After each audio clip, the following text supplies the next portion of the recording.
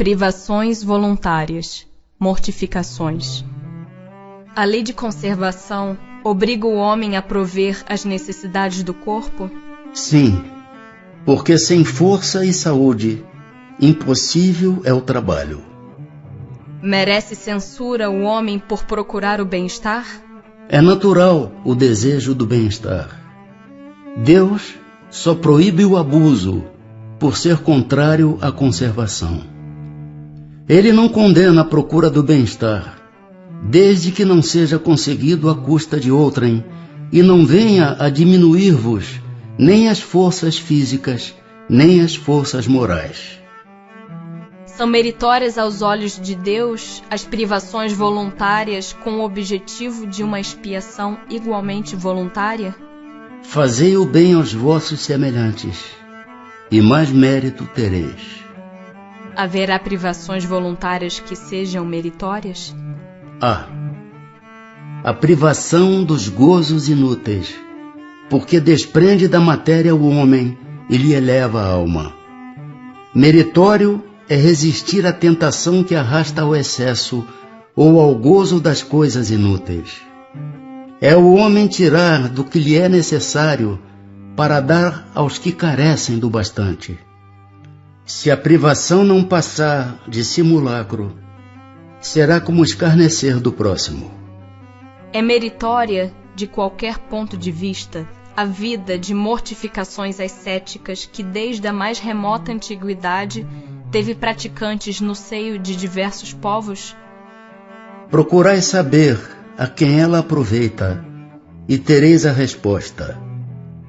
Se somente serve para quem a pratica e o impede de fazer o bem, é egoísmo, seja qual for o pretexto com que entendam de enfeitá-la.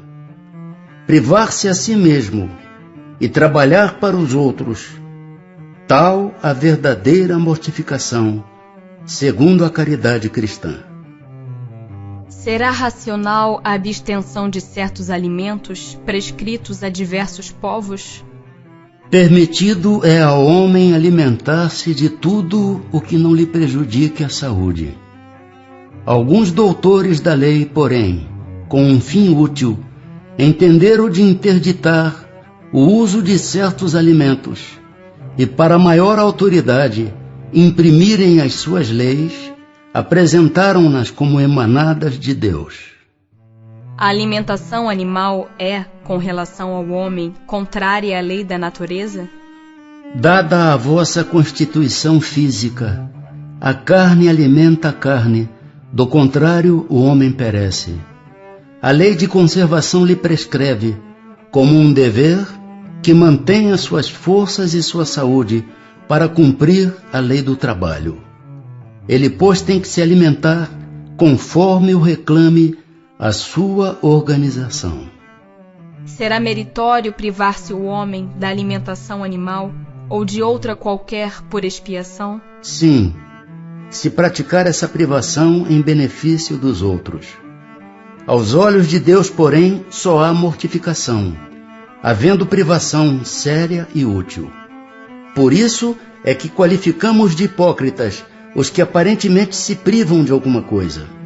Que se deve pensar das mutilações operadas no corpo do homem ou dos animais? A que propósito semelhante questão? Ainda uma vez, perguntai sempre vós mesmos se é útil aquilo de que porventura se trate. A Deus não pode agradar o que seja inútil, e o que for nocivo lhe será sempre desagradável. Porque ficais sabendo, Deus só é sensível aos sentimentos que elevam para ele a alma. Obedecendo-lhe a lei, e não a violando, é que podereis forrar-vos ao jugo da vossa matéria terrestre. Visto que os sofrimentos deste mundo nos elevam se os suportarmos devidamente, dar-se-á que também nos elevam os que nós mesmos nos criamos? Os sofrimentos naturais são os únicos que elevam, porque vêm de Deus. Os sofrimentos voluntários de nada servem, quando não concorrem para o bem de outrem. Supões que se adiantam no caminho do progresso os que abreviam a vida mediante rigores sobre-humanos, como o fazem os bonzos, os faquires e alguns fanáticos de muitas seitas? Por que de preferência não trabalham pelo bem de seus semelhantes? Vistam o indigente, consolem o que chora, trabalhem pelo que está enfermo, sofram privações para alívio dos infelizes, e então suas vidas serão úteis e, portanto, agradáveis a Deus. Sofrer alguém voluntariamente apenas por seu próprio bem é egoísmo. Sofrer pelos outros é caridade. Tais os preceitos do Cristo. Uma vez que não devemos criar sofrimentos voluntários que nenhuma utilidade tenham para outrem, deveremos cuidar de preservar-nos dos que nos ameacem? Contra os perigos e os sofrimentos é que um instinto de conservação foi dado a todos os seres. Fustigai o vosso espírito e não o vosso corpo.